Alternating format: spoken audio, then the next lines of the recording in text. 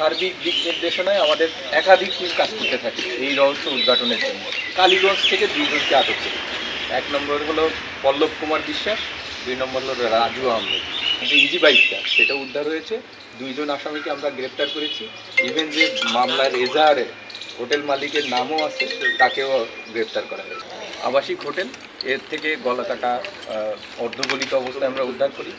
তারপর থেকে আমাদের মূলত অভিযান শুরু হয়। আমাদের জেলার মাননীয় পুলিশ সুপার জনাব রাফিউল আলম পিপিএন সেবা স্যার সার্বিক দিক নির্দেশনায় আমাদের একাধিক টিম কাজ করতে থাকে এই রহস্য উদ্ঘাটনের জন্য।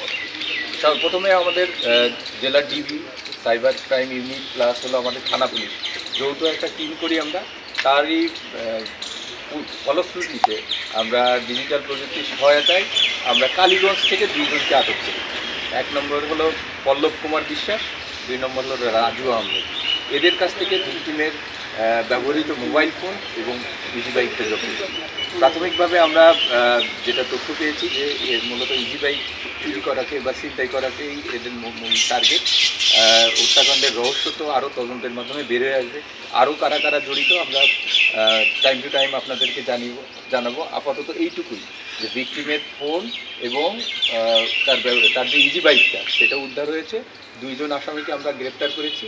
ইভেন যে মামলার এজাহারে হোটেল মালিকের নামও আছে, তাকেও গ্রেপ্তার করা হয়েছে।